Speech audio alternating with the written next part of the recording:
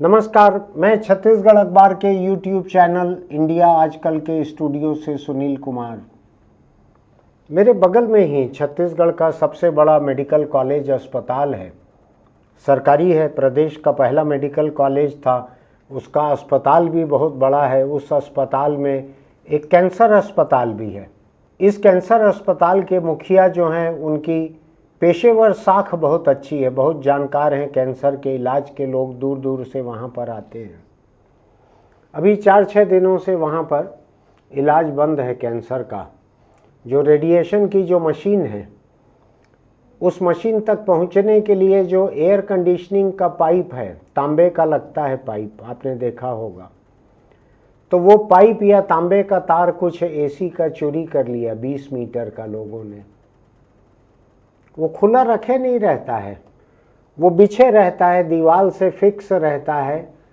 उसको चुरा लिया 20 मीटर तार या 20 मीटर पाइप को, तांबे का रहता है। कैंसर मरीजों का इलाज बंद हो गया है। जब तक एयर कंडीशनिंग चालू नहीं होगी तब तक वो मशीनें काम नहीं कर सकती, क्योंकि मशीनें गर्म हो जाती हैं। अब मैं सोच रहा हूँ कि लोग, चोरों को मालूम है कि ये अस्पताल है, गरीबों का इलाज होता है यहाँ पे। वो चोर भी अपने परिवार को लेके अगर इलाज के लिए कहीं जाएंगे तो इसी अस्पताल में जाएंगे। वहाँ से किसी का स्कूटर साइकिल कुछ चुरा लेते तो भी समझ में आता। उनको मालूम है कि ये अस्पताल का तार है, पाइप है, अस्पताल के काम का है, उसके बाद उसको चुरा के ले गए।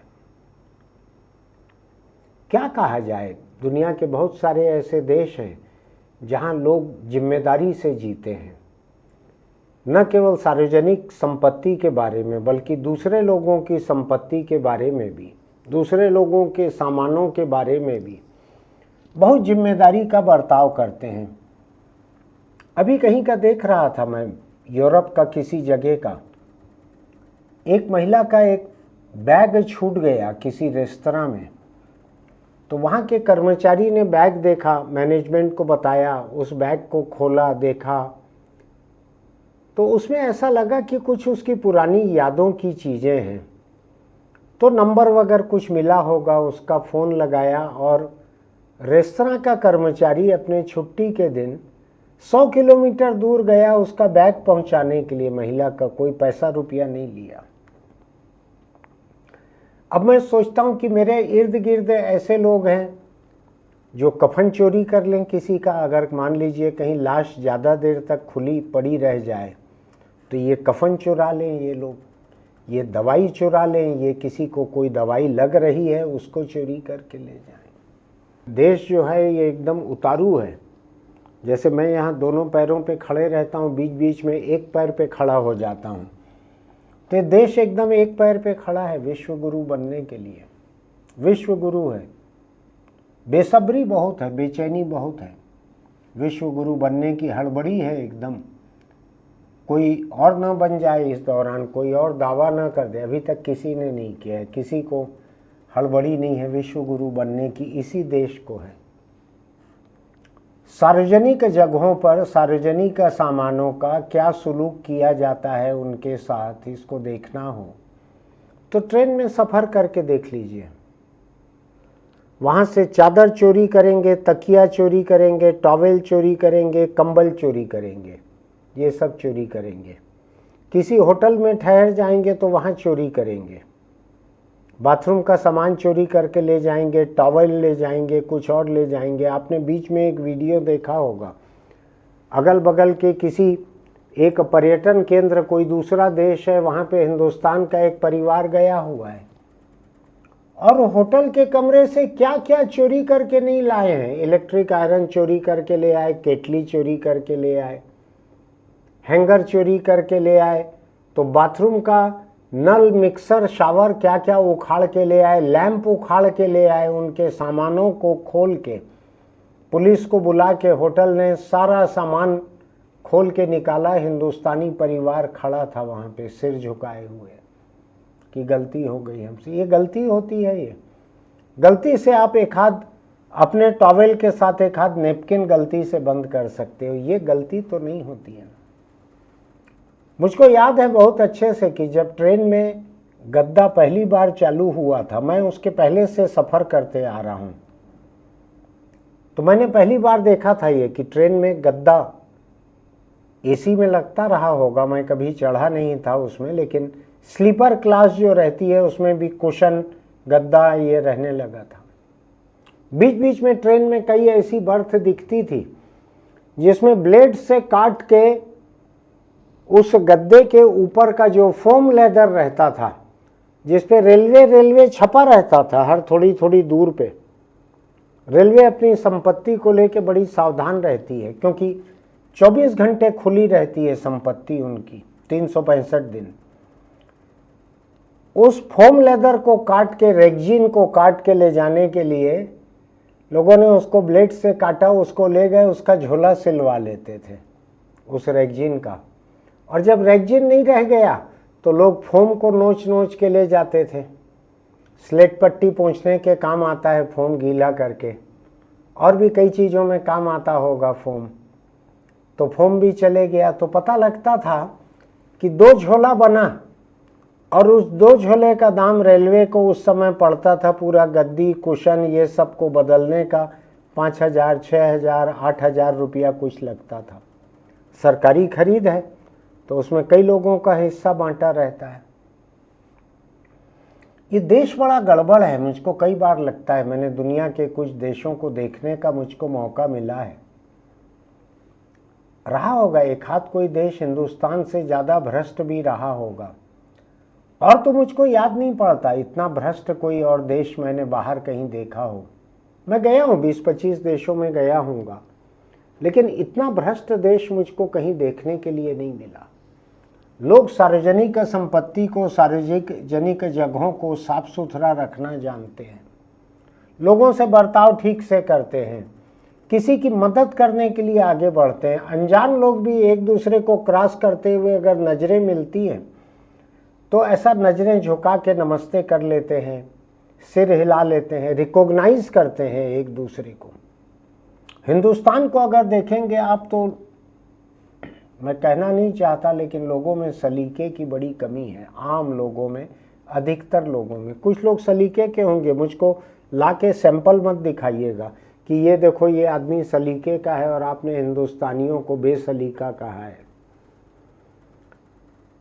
तो मैं देख रहा हूँ जिस जिस तरह से चोरी यहाँ पे लोग करते हैं, जहाँ जो दिख जाए उसको चुरा लो। प्लेन में लोग जाते हैं तो वहाँ और कुछ नहीं रहेगा, टिश्यू पेपर दिखेगा उसको चुरा के ले आएंगे। मुझको एक बार एक ने बतलाया कि सिंगापुर या ऐसे जगहों पे लोग, हिंदुस्तान के बहुत से व्यापारी, बहुत से पर्यटक साल में कई बार जाते हैं, वहाँ से कुछ सामान खरीद के ले आते हैं, इम्पोर्टेड सामान, तो उसका हिंदुस्तान में और वहाँ दाम का फ़र्क, फिर ड्यूटी फ्री से दारू ले आना, ये सब मिला के उनको वो टूर फ्री में पड़ता है सिंगापुर का। तो जितनी एयरलाइंस थी हिंदुस्तान से जो प्लेन जाते थे सिंगापुर के लिए, उसमें टूथपेस्ट है या यूडी कोलोन है, कुछ चीज़ें ऐसा बाथरूम में इंटरनेशनल फ़्लाइट में रखने का एक वो रहता है, रिवाज रहता है। तो हिंदुस्तान से जो फ़्लाइट छूटती थी उसमें सबके ढक्कन निकाल के रखते थे एयरलाइंस वाले, क्योंकि ढक्कन लगे रहेगा तो तुरंत ही पहला व्यक्ति प्लेन में घुसते ही बाथरूम में दौड़ते हैं, क्या क्या सामान उठा सकते हैं उठा लेते हैं। तो ढक्कन निकाल के रखने लगे लोग। लेकिन विश्व गुरु के पास समझ बहुत है, मैं बतलाऊं आपको। यहाँ के लोगों ने जब देखा रे ढक्कन निकाल के रखते हैं तो कोई बात नहीं, तुम जितना भी होशियारी दिखाओ, हम 1.5 होशियार हैं। जो पहले चुरा के ले गए थे सामान को, उसका ढक्कन लेके जाने लगे लोग। बाथरूम में पहले घुसे, जेब से ढक्कन निकाले, सब चीज़ों में ढक्कन लगाए, जेब में भर के ले आए। आपने ऐसी मौलिकता कहीं देखी नहीं होगी। ये एक मौलिकता ऐसी है, ये अपने आप में विश्व गुरु का दर्जा दिलाने के लिए पर्याप्त है। आपको ये चीज़ें कैसी लगती है नहीं लगती है मुझको अंदाज नहीं है। मैं एक बार साउथ अफ्रीका से मुंबई आ रहा था और अफ्रीका की ही कोई एयरलाइंस थी, और उस समय वहाँ पर एक कोई मैच चल रहा था, क्रिकेट मैच। मेरी दिलचस्पी नहीं है, लेकिन एक किसी सामान को खरीदने पे लॉटरी निकली थी और उसमें जिसका निकला ड्रा, ऐसे लोगों को, ग्राहकों को लेके एक कंपनी साउथ अफ्रीका ले गई थी 4-5 दिन घुमाने के लिए। उसी में मुझको भी घूमना नसीब हुआ। तो ऐसे कई कंपनियां उस समय ले जा रही थी लोगों को साउथ अफ्रीका क्रिकेट दिखाने के लिए। क्रिकेट का चलन बहुत है हिंदुस्तान में, मेरे जैसे लोग एब्सोल्यूट माइनॉरिटी में हैं। तो जाते समय तो कुछ नहीं हुआ। जब लौट के आ रहे थे उस समय इंटरनेशनल फ्लाइट में, अगर आप गए नहीं हो कभी, तो शराब की 2 छोटी छोटी बोतलें जो हैं, शायद 1 पैग या 2 पैग ऐसा कुछ रहता होगा, वो हर मुसाफिर को उसकी पसंद की 2 बोतल दी जाती है। न पीने वाले लोग भी, मुझको नहीं पीना था लेकिन सामने रख दिए तो रख लिया मैंने कि कोई अड़ोस पड़ोस के मेरे साथ के लोग पी लेंगे या मेरे साथ यहाँ आ जाएगी, मुझको ठीक से याद नहीं है अभी। थोड़ी देर में हंगामा मचा। जो लोग हिंदुस्तान से गए हुए थे, कुछ हमारे ग्रुप के भी थे, कुछ और लोग भी थे।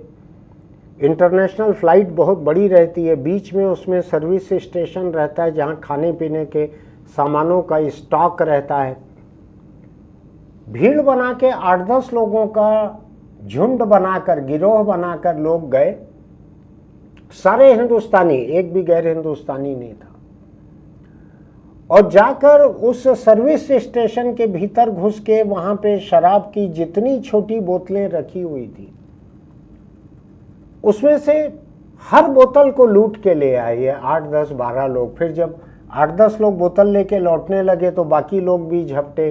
दारू नहीं मिली तो बिस्किट ले आए, चॉकलेट ले आए, कुछ भी चीज ले आए। खुली लूट। विमान के कर्मचारी देखते खड़े रह गए कि ये क्या हो रहा है। हिंदुस्तानी थे लूटने वाले पूरे। कई लोगों को लगेगा कि दुनिया के कई देशों के लोग बदतमीजी करते हैं, जुर्म करते हैं, मैं केवल हिंदुस्तानियों में खामी देख रहा हूं। तो मुझको जहां ज़्यादा रहना है, जो लोग बचपन से इसी देश के रहने वाले हैं जहां का मैं रहने वाला हूं, तो मैं तो पहली बुराई यहीं के लोगों में देखूंगा जहां पे मैं सुधार देखना चाहता हूं। मैं पाकिस्तानी या बांग्लादेशी या अमेरिकी या इजरायली की बुराई देख के यहाँ पे क्या सुधार कर सकता हूँ? वो अपने अपने देश में।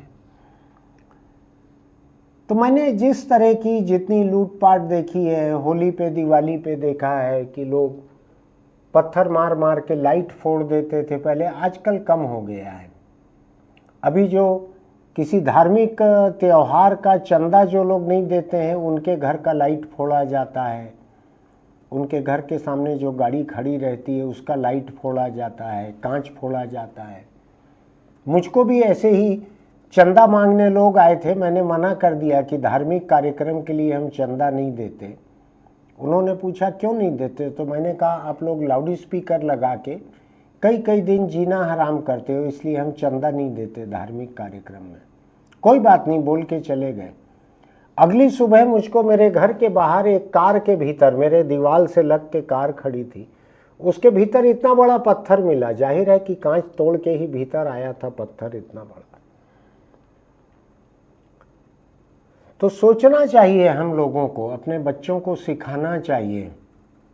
अब आप सोचिए कि ये कैंसर के मरीजों का इलाज थम गया है।